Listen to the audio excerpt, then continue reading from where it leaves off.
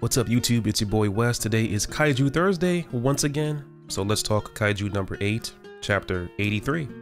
Off rip, I'm going to say that this chapter is a solid 10. It's been over a year since we've seen a Kaiju number 8 transformation, and the same chills that I would get whenever Kafka would transform back then are the same chills this chapter is giving me right now. It's so good.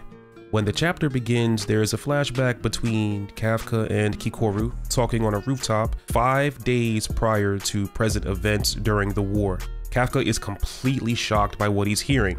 Kikoru commands Kafka to not come to her rescue again. No matter what happens, don't come help me, she says. Kikoru says that she's through with being rescued, but she does need one thing from Kafka, and that is for him to believe in her. This is a setup for what happens at the end of this chapter, but more on that later. Kikoru tells him to focus on the enemy in front of you and wipe the floor with them. Then we return to the present situation. Shinonome tells Kafka to fall back. We can't lose you here. And Kafka turns around like, I appreciate the concern, but I'm actually him. I won't be losing this fight. The fact that Rin thinks Kafka losing against Kaiju 13 is even a possibility shows that there still aren't too many people in the defense force that are aware of just how powerful Kaiju number 8 is. It's only really the 3rd division that has seen what he's capable of, and even then it's only a fraction of what he can actually do. The 1st division hasn't experienced Kaiju number 8 to the same degree. So, the moment every fan has been waiting for arrives. Needless to say, our boy is back in action. Kafka Hibino came in clutch and rescued Shinonome from Kaiju number 13 last chapter, and he did so without transforming into Kaiju number 8, most likely through the use of partial transformation. That had fans wondering if he was going to attempt to fight number 13 without turning into Kaiju number 8. Since that would possibly prevent him from being detected by Kaiju number 9, something that the defense force is afraid of happening. The defense force still needs Kafka to be in tip-top shape for when they take on number 9. If 9 detects him first and launches an assault on number 8, then humanity could very well lose this war. But Kafka's like, nope, I'm going in anyway. You hurt my friends, you gotta die, no question about it. While I am hyped to see Kaiju number 8 again, I feel like this was definitely a dumb move by Kafka and will surely have some kind of repercussions now that he's taken action. Number 9 definitely knows where he's located now and will plan accordingly. But y'all already know my thoughts on this. I am both excited that we've got Kaiju number 8 and scared by what number 9 is going to do next. And is it just me, or does anyone else get excited when they see an anime character or manga character power up and everyone across the battlefield, and in some cases the freaking planet, can sense that go down? It cannot just be me. Yo, this is crazy. The sheer power that Kaiju number 8 emanates is enough to be felt across Japan, and we see all the numbered Daikaiju turning their heads like, hey yo bruh, who is that? We don't have to fight that, right? I'm surprised by Itami's reaction to this news. I'd have thought that he'd be more upset by Kafka's decision to go full Kaiju number 8, but nope. It seems like he is in agreement that the current outlook of the war is bad, and the situation has gotten so far out of hand that there's no choice but to tip the scales back in our favor. So Kafka, being the GOAT that he is, begins using his Kaiju sensory ability and detects the location of his friends, but he homes in on Kikoru's presence specifically and says to her over the radio, Kikoru, I'm not coming. I believe in you, referencing the conversation that the two were having during the beginning of the chapter.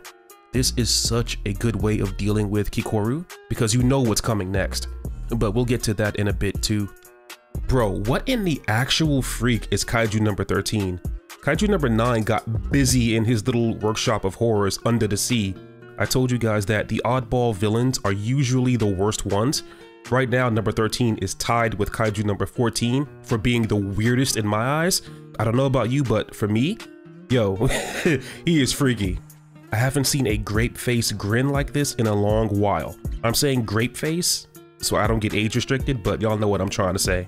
So Kaiju 13 flashes his great face after Kaiju number 8 appears, jumps back, does the running man as a warm-up, and the whole time this is happening, the muscles in 13's legs keep expanding to a ridiculous degree, like he's taking PEDs or something. If I had to guess at what his power is, I'd say that Kaiju number 13 may very well have the ability to charge kinetic energy by absorbing the energy produced during friction of any kind and store it inside his body. We see that after he's done charging up his legs, he takes a 4-point stance position. If you watch football for any amount of time, then you know what comes next. Kaiju number 13's fortitude is revealed to us as being a 9.2. Meanwhile, Rin is begging Kafka to run away as quickly as possible before 13 launches an attack. But it's already too late, as number 13 blitzes across the street directly into Kaiju 8's face, like he's trying to punch him out of the manga for a whole year again. And Kafka, like the protagonist that he is, just stands there, grabs number 13's fist, and takes the full impact of his straight punch that was kinetically charged, mind you, and is completely unfazed. I mean, Kafka doesn't even move an inch. That screams Black Air Force energy. If you could read Kafka's stats, they would be 999 in every category right now.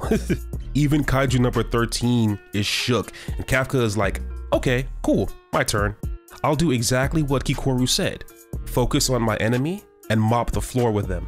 Kafka clenches his fist, charges it with energy, and rocks Kaiju number 13 so badly that his chest flattens into a pancake, explodes in half, and his teeth snap from under the vibrational force as he is sent flying through an entire overpass. Kafka hit him with the Saitama Serious Special. Ooh, that was hype.